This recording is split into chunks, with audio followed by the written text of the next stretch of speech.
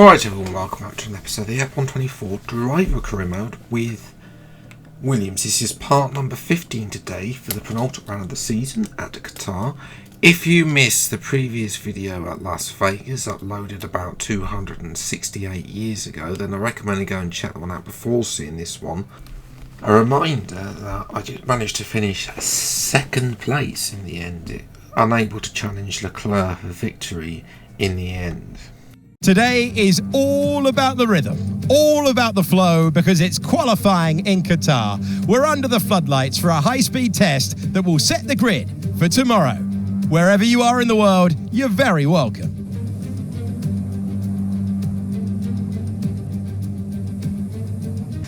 Now, maybe wondering why we're in qualifying and not in the sprint. It got cancelled, so yeah, we'll just progress on with qualifying.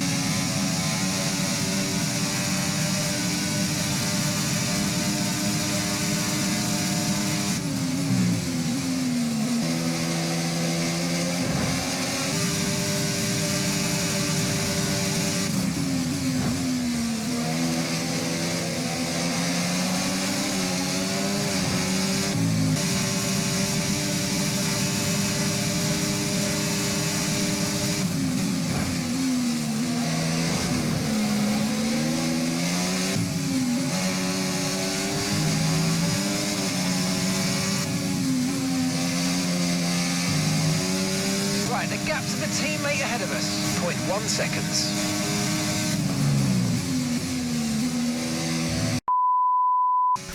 So, yeah, the sprint wasn't very good. Worst thing of the season. You don't need to see that. I mean, the setup was an issue there as well.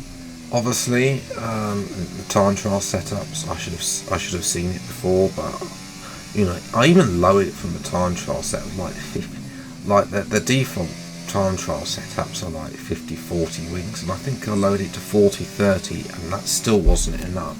So now I think we're on 32-21 or 22, something like that, and it seems to be a lot better compared to the AI, as in something that I can definitely work with.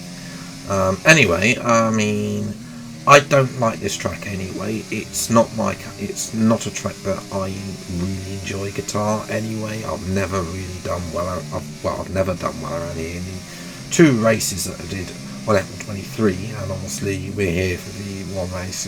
You know, I can never get that triple left hand, right-hander right. But I'm 5/10 up my previous best time.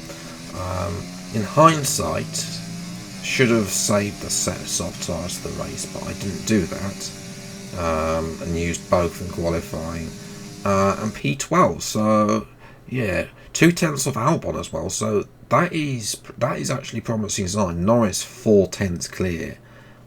Wow. I mean, Verstappen's in holiday mode now that he's won his 4th World Championship in a row. So yeah, well, see what we can do from 12th place on the grid. It's time for the race. It's time for today's Qatar Grand Prix. Welcome back to Qatar. Losail International Circuit is our venue, famous for races on two wheels through the years. Its F1 bow saw a Hamilton win. Who takes the flag today? 3.3 miles, 16 turns, just the one DRS zone, but it's a long straight. We are in the middle of the desert. There is artificial grass around the track to stop sand being blown over the circuit, but they're still going to experience it if they go wide. Before we begin, let's take a quick look at the grid lineup for today's race.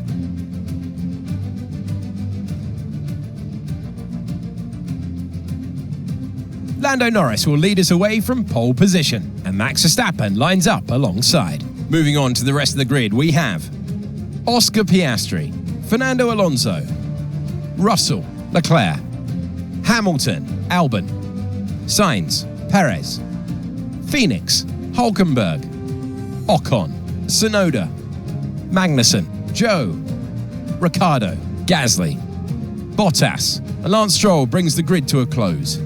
It's almost time for the lights to go out, so let's head down to the track where preparations are underway.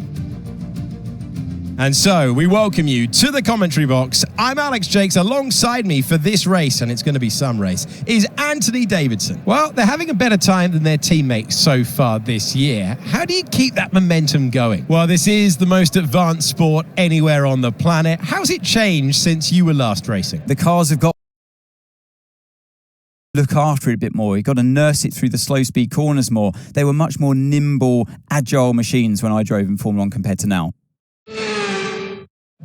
The boss wants another podium finish this weekend. I know you're more than capable.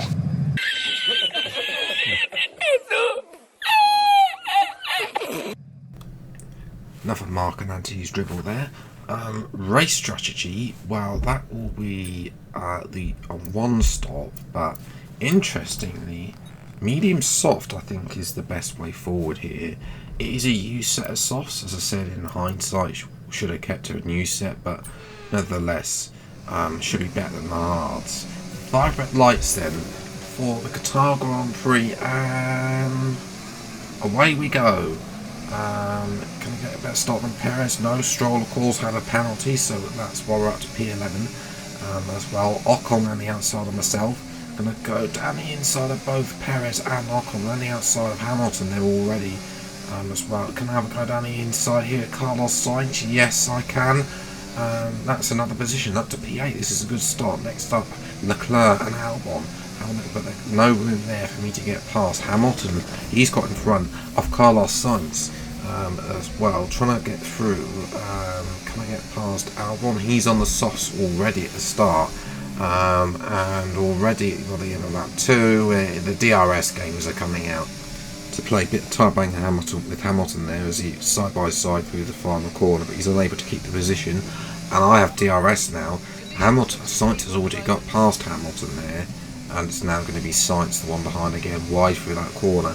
I actually get better with the lines as well as I go through out that corner, but yeah, I mean, I'm losing time. I'm not able to catch Albon or Leclerc in front, so I'm just literally battling for P8 here as well. Jump to lap 4, you can see here, yeah, that's the line that I want as well, and it gives me a chance to attack. This time though, I can't get Hamilton from the final corner. It doesn't matter anyway. I've got ERS, I've got DRS, and with the lower of the wings, I just breeze back past him, back up into P8 now as well. Now up at the front, Lando Norris leads this way then from Max Verstappen, who jumped Oscar Piastri. Piastri is on the soft tyres, so he'll be pitting earlier. I think Stroll is the other one who is also on soft tyres as well.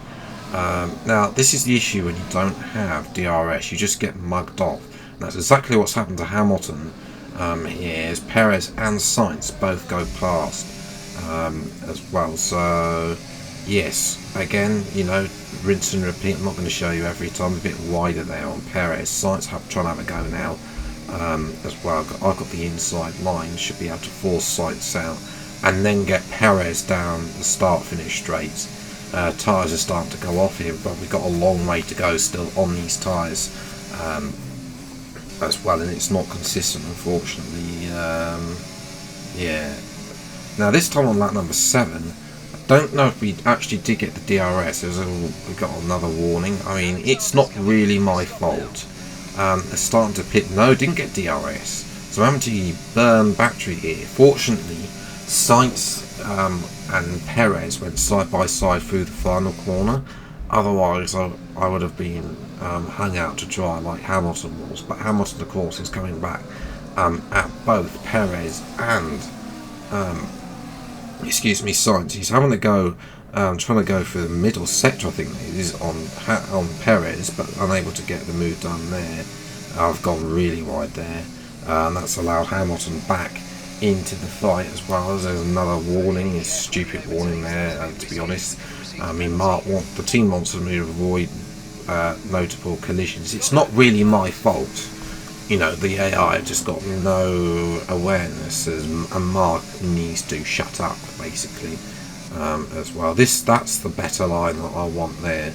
as well, keeping it through and able to get keep the position in front of Perez down the straight and not burning so much ERS there, as well as people start to make their stops. Then Norris, who was leading this race, has gone from third to first. That's because Oscar Piastri now leads with the undercut working well for him. Norris actually did fall behind Fernando Alonso, so Norris, who was so dominant in qualifying with a 4/10 advantage, is back up to P3. I've got Oscar Piastri behind me as well. I have been leading this race for a few laps. Not that it really matters. I'm going to hand the lead to Piastri as well. Will he be able to hold off Verstappen? Will those mediums survive to the end of the race? We'll have to wait and see. We don't know what quite McLaren's tyre wear is. I've got 30%, 7% on the rear left. No! There's an issue with the front right. 3.9. That's what, 1.5 seconds slower.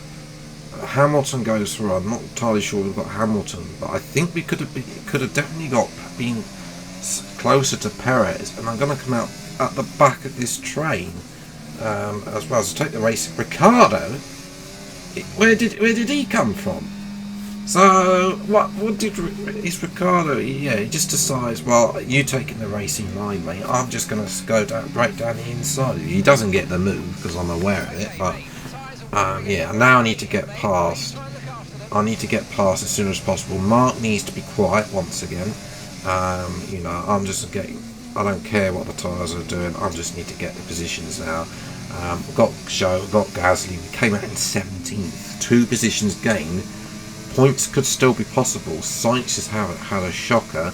He's bracing with Magnussen. 2 for 1 down into turn 1, down the inside, and up to P13. That's a crucial move as well, especially to get Sainz. Sainz could be the one that causes an issue in my bid to get points in this race. Points are still not out of the question, despite that pit stop error as well. You can see Perez is not too far up the road as well. Hulkenberg now getting him finally onto lap 16. Can I have a look at Esteban Ocon down the inside? Bestie gives me the room. Thank you very much. And up to P11 as well. Here's a replay then. There was just about enough room. It was a bit of a later lunge than the one with Sainz and Magnussen. That was a lot easier compared to the one with Hulkenberg and Ocon. Hulkenberg didn't even get the move on Ocon. Next up is Tsunoda to deny Tsunoda only a 2nd points finish of the season. He'll come home behind us. You can see there, they're all squabbling behind us, which has created a big gap between there. You can see Sainz. He's got past both Haas cars now. Now he's going side by side with Esteban Ocon down the inside of the Frenchman, and he's going to make that position stick. Meanwhile, up the road, shout out Lance Stroll. He stopped first, did a brilliant undercut. He's up to P7, but just behind our teammate Alex Albon, who's in 6th place. My 48%. Yeah, tyre wear is harsh around here, but to be fair, I would be happy with P10. A point around here, probably what is my worst track. I'll definitely take it. Especially after what happened in the sprint where I finished 19th as well. So Oscar Piastri goes on to win the race as well. He won the sprint as well, so yes. He just looked comfortable out there, to be fair. McLaren looked very good. Stroll, to be fair, 7th from 20th is a very good strategy. He's having a good end to the season, is Lance, in his career mode, compared to his teammate who I didn't mention this, but Fernando actually DNF'd in the end as well with an engine failure. So driver standings, I'm down to P9. Not really worried about the rivalry with Hamilton. Can Russell get past me? He has to outscore me by 11 or more points as well. Constructors, Red Bull are champions. You know, they have managed to win it in this career mode. Yet to see if they can actually hold on in real life as well. But yes, in terms, as I say, I'm not really worried about that, to be honest. If we don't get beat Hamilton, then I'm not too fussed, to be honest. In terms of our rating, I mean, it did take a little bit of hit with the sprint, I'm not going to lie, but yeah, the race actually really helped there.